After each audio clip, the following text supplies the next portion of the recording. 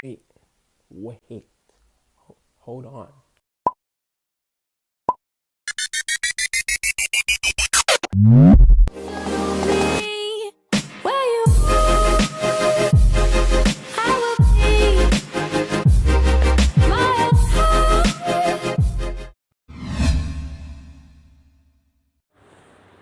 Assalamualaikum warahmatullahi wabarakatuh. Pada kesempatan kali ini, saya ingin sharing kepada teman-teman semua apa itu leadership. Baik, seperti yang sudah kita ketahui sebelumnya, leadership atau dalam bahasa Indonesianya kepemimpinan, menurut Kamus Besar Bahasa Indonesia termasuk dalam kata benda, yang artinya pemimpin, atau bisa juga cara memimpin. Kepemimpinan asal katanya adalah pimpin, yang menurut Kamus Besar Bahasa Indonesia artinya adalah dalam keadaan dibimbing atau dituntun.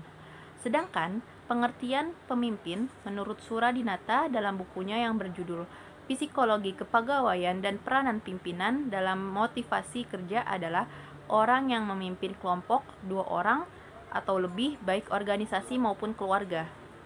Nah, sedangkan pengertian kepemimpinan menurutnya ialah kemampuan seorang pemimpin untuk mengendalikan, memimpin, mempengaruhi pikiran, perasaan, atau tingkah laku orang lain untuk mencapai tujuan yang telah ditentukan sebelumnya. Lalu, apa sih tujuan dari kepemimpinan tersebut? Tujuan dari kepemimpinan ialah yang pertama, merupakan sarana untuk mencapai suatu tujuan. Dengan melihat apakah tercapainya tujuan atau tidak, maka seorang bisa disebut pemimpin besar atau justru pecundang. Nah, yang kedua, tujuan kepemimpinan adalah membantu orang untuk menegakkan kembali, mempertahankan dan meningkatkan motivasi mereka. Jadi, pemimpin adalah orang yang membantu orang lain untuk memperoleh hasil-hasil yang diinginkan. Nah, sedangkan fungsi dari kepemimpinan menurut Hadari Nawawi ialah yang pertama, instruktif, yakni pemimpin berfungsi sebagai komunikator yang menentukan apa isi perintah, bagaimana cara mengerjakan perintah, kapan waktu memulai, melaksanakan dan melaporkan hasil, di mana tempat mengerjakan perintah agar keputusan dapat diwujudkan secara efektif. Sehingga fungsi orang yang dipimpin hanyalah melaksanakan perintah. Nah, yang kedua, fungsi konsultatif, yakni pemimpin dapat menggunakan fungsi konsultatif sebagai komunikasi dua arah. Hal tersebut digunakan manakala pemimpin dalam usaha menetapkan keputusan yang memerlukan bahan pertimbangan dan berkonsultasi dengan orang-orang yang dipimpinnya. Nah, yang ketiga yaitu fungsi partisipasi. Dalam menjalankan fungsi partisipasi, pemimpin berusaha mengaktifkan orang-orang yang dipimpinnya, baik dalam pengambilan keputusan maupun dalam melaksanakannya. Setiap anggota kelompok memperoleh kesempatan yang sama untuk berpartisipasi dalam melaksanakan kegiatan yang dijabarkan dari tugas-tugas pokok sesuai dengan porsi masing-masing. Yang keempat, fungsi delegasi. Nah, dalam fungsi ini menjelaskan bahwa pemimpin memberikan perlimpahan wewenang untuk membuat atau menetapkan keputusan. Fungsi delegasi sebenarnya adalah kepercayaan seorang pemimpin pada orang yang diberi kepercayaan untuk pelimpahan wewenang dengan melaksanakan secara bertanggung jawab. Nah, fungsi ini harus diwujudkan karena kemajuan dan perkembangan kelompok tidak mungkin diwujudkan oleh seorang pemimpin seorang diri. Nah, fungsi yang terakhir yaitu fungsi pengendalian. Fungsi pengendalian berasumsi bahwa kepemimpinan yang efektif harus mampu mengatur aktivitas anggotanya secara terarah dan dalam koordinasi yang efektif sehingga memungkinkan tercapainya tujuan bersama secara maksimal. Dalam melaksanakan fungsi pengendalian, pemimpin dapat mewujudkan melalui kegiatan bimbingan, pengarahan, koordinasi, dan pengawasan. Mungkin itu aja yang bisa aku share. Terima kasih.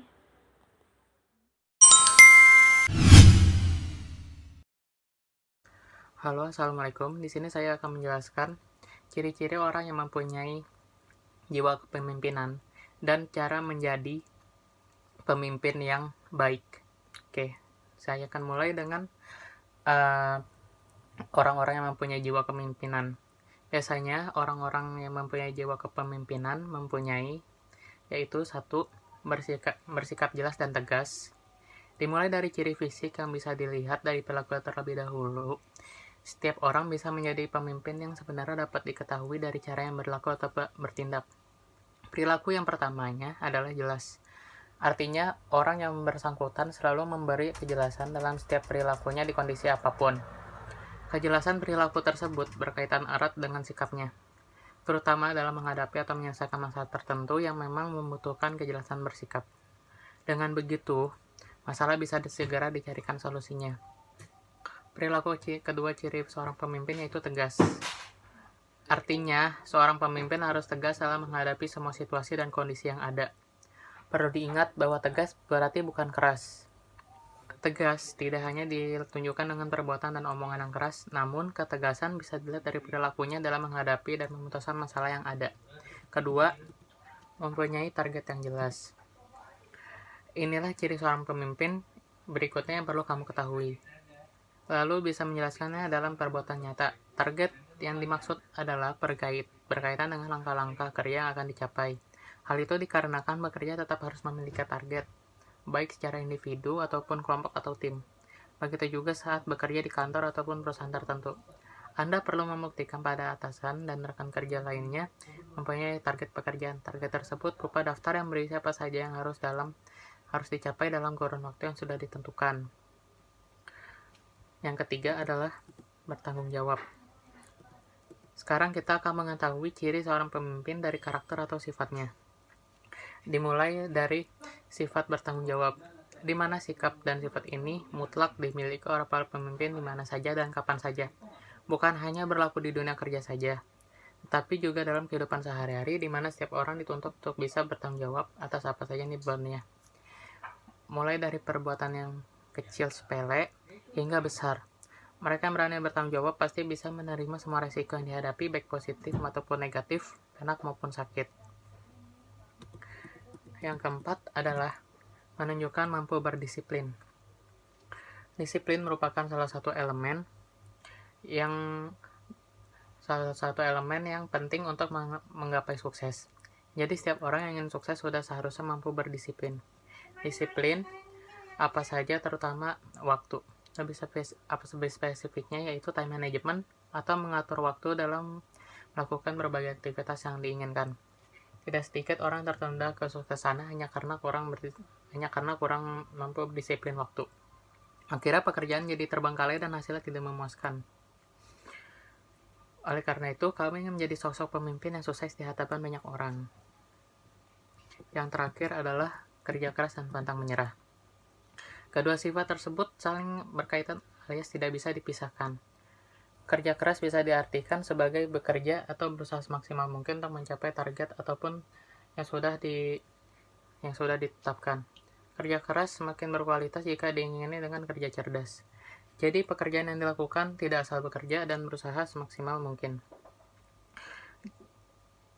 tetapi juga dipikir agar hasilnya berkualitas, bagus, serta tidak mengecewakan. Sementara pantang menyerah menjadi pelengkap dari kerja keras yang dilakukan tersebut. Pasalnya, dipastikan halangan dan rintangan hadir saat melakukan pekerjaan. Apapun yang terjadi, semua masalah harus dihadapi dan dicarikan solusinya hingga tuntas. Semua itu hanya bisa dilakukan dengan sifat pantang menyerah yang kamu miliki. Yang kedua, saya akan menjelaskan tentang bagaimana menjadi pemimpin yang baik. Yang pertama adalah menjadilah role model yang baik. Namanya seorang pemimpin, ibarat kata kita adalah cermin bagi bawahan kita. Segala tindak tanduk kita akan menentukan bagaimana mereka bersikap. Oleh sebab itu, sebagai pemimpin, kita harus memberikan contoh yang baik kepada bawahan. Katakan saja, Anda ingin mempunyai tim yang disiplin waktu. Baik saat datang ke kantor, hadir di sebuah meeting atau pertemuan. Dan lainnya pun begitu dengan urusan yang lainnya. Semisal cara berpakaian dan bekerja. Poinnya adalah mulai segala sesuatu dari diri Anda sendiri. Pimpin diri Anda sebelum memimpin orang lain. Jika sudah bisa konsisten dengan ini, maka selamat, Anda sudah menjadi pemimpin kriteria pemimpin yang baik. Jadikan diri Anda sebagai pemimpin, bukan bos. Cara membedakan antara pemimpin dengan bos adalah dengan melihat bagaimana tim bersikap terhadap Anda. Seorang pemimpin, ketika ia memberikan perintah, maka ia tidak hanya sekedar memberi perintah. Lebih dari itu, ia memiliki kerendahan hati, terbuka untuk berdiskusi, menerima kritik dan saran untuk kepentingan bersama maupun perusahaan. Lain cerita dengan bos. Kata bos acap kali disematkan pada atasan yang terkesan asal kasih perintah. Si bos ini seakan acuh dan tidak terbuka mengenai mekanisme tugas yang diberikan. Yang penting karyawan harus menyelesaikan target pekerjaan. Yang ketiga, pandai mengelola emosi. Emosi yang rendah, maka energi itu yang dikeluarkan pun ikut rendah. Sebaliknya, jika emosi Anda meninggi, maka energi yang dialirkan juga ikut tinggi. Maka Anda, para pemimpin, hendaknya pandai-pandai dalam mengontrol emosi dalam diri Anda. Jangan sampai emosi Anda berada pada titik terendah, namun jangan juga malah emosional karena hal ini bisa menjadi bumerang bagi diri Anda sendiri. Yang keempat adalah asah keterampilan memimpin Anda secara konsisten. Sebagaimana telah disebutkan di awal, menjadi pemimpin yang ideal membutuhkan proses. Setiap individu punya potensi untuk menjadi seorang pemimpin. Tinggal sekarang bagaimana individu tersebut, termasuk Anda, bertekad untuk mengembangkan potensi tersebut. Menjadi pemimpin yang fleksibel, artinya Anda menyesuaikan gaya kepemimpinan dengan situasi dan kondisi yang sedang terjadi di lapangan. 5. Berani mengakui kesalahan. Sebagai manusia, kita tidak pernah luput dari yang namanya kesalahan. Hal ini berlaku bagi seorang yang pemimpin. Namun tak sedikit orang yang enggan mengakui kesalahannya tersebut atas nama gengsi belaka. Hindari hal ini jika Anda ingin dicap seorang pemimpin sejati. Alih-alih Anda terlihat lemah dan tidak berintegritas, maka kesalahan justru akan membuat Anda dihormati oleh orang lain. Ya, sekian dari saya. Mungkin hanya ini yang bisa saya sampaikan.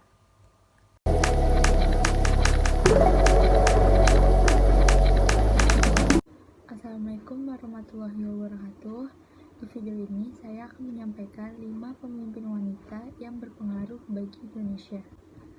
Dulu, kepemimpinan hanya identik dengan seorang laki-laki saja. Namun, sejak Kartini mengumandangkan emansipasi wanita sejak puluhan tahun yang lalu, wanita akhirnya bangkit dari keterpurukan dan mereka ingin menjadi wanita yang hebat dan berguna bagi semua orang. Akhirnya, mereka menuntut pendidikan yang setara serta hak-hak lain yang awalnya hanya dimiliki oleh kaum pria saja.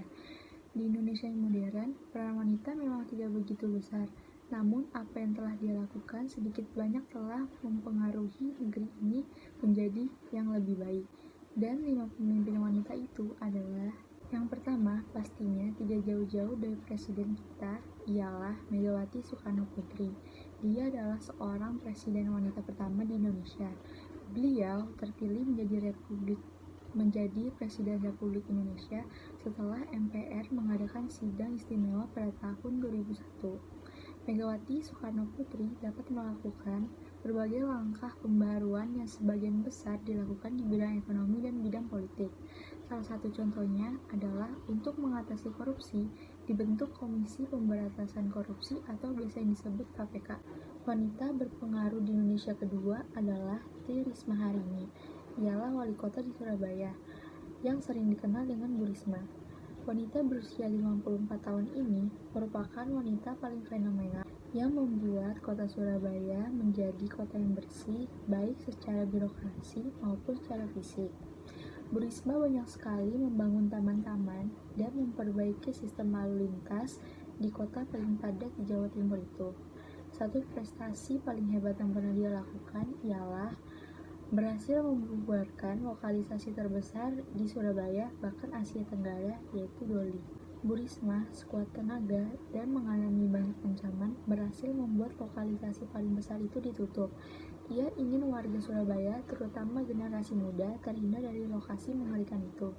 Pada Maret 2015, nama Tri Risma Harini masuk dalam jajaran 50 tokoh berpengaruh di dunia versi majalah Fortune bersama dengan tokoh-tokoh lain seperti CEO Facebook, Perdana Menteri India, dan tokoh lainnya. Pada bulan November 2015, Bu Risma memperoleh penghargaan anti korupsi dari Bung Hatta Anti-Corruption Award. Dia adalah Sri Mulyani, adalah wanita sekaligus orang Indonesia pertama yang menjabat sebagai Direktur Pelaksana Bank Dunia. Jabatan ini dilakukannya mulai 1 Juni 2010 hingga dia dipanggil kembali oleh Presiden Joko Widodo untuk menjabat sebagai Menteri Keuangan. Tak diragukan lagi jika Sri Mulyani dipandang sebagai wanita paling berpengaruh di Indonesia bahkan dunia. Ia memiliki dedikasi yang tinggi untuk membuat negeri ini menjadi hebat dari segi ekonomi. Ia pun pernah menuntaskan negeri ini dari krisis moneter yang sangat menyiksa. Kebijakan-kebijakan yang ia ambil terbukti berhasil tanpa harus mengambil untung dari negara. Pada tahun 2006, oleh Emerging Markets, Ani ditetapkan sebagai Menteri Keuangan terbaik di Asia. Yang keempat adalah Bu Susi Pujiastuti atau orang-orang biasa mengenalnya Bu Susi. Adalah mantan Menteri Kelautan dan Perikanan Indonesia. Awalnya bukan siapa-siapa, bahkan terkenal saja tidak. Tetapi saat menjabat sebagai salah satu menteri dari Jokowi, ia menjadi menteri paling fenomenal. Selama menjabat, Susi dikenal sangat giat dalam pemberantasan illegal fishing di Laut Indonesia. Ia tak segan-segan memerintahkan penenggelaman kapal terutama milik kapal asing yang terbukti mencuri ikan di perairan Indonesia. Gayanya yang sedikit unik banyak membuat pihak yang tak suka. Terlebih, ia bukanlah seorang lulusan perguruan tinggi yang terkenal. Ia hanya seorang putus sekolah yang akhirnya berjuang dengan sekuat tenaga hingga akhirnya menjadi seorang pengusaha yang sangat sukses. Ia adalah salah satu menteri yang dicintai rakyat Indonesia karena kehebatannya. Terakhir adalah Noni Purnomo, adalah salah satu direktur PT Bluebird Holding yang mendalami bisnis transportasi. Saat ini, perusahaan yang digawangi oleh Noni memiliki sekitar 30.000 armada taksi. Bisa dibayangkan berapa banyak tenaga kerja yang diserap oleh perusahaan ini. Apalagi saat ini, perusahaan yang identik dengan dominasi pria ini justru mengembangkan ke bisnis logistik. Noni adalah wanita berpengaruh di Indonesia, bahkan Asia. Majalah Forbes bahkan menyebutnya sebagai wanita tangguh yang memimpin puluhan ribu karyawan pria. Satu hal yang mungkin membuat Noni sangat memahami pekerjaan yang ia bangun, ia pernah mencoba menjadi sopir taksi. Dari sini, ia tahu seperti apa seluk-beluknya dari luar hingga dalam. Terima kasih atas perhatiannya. Wassalamualaikum warahmatullahi wabarakatuh.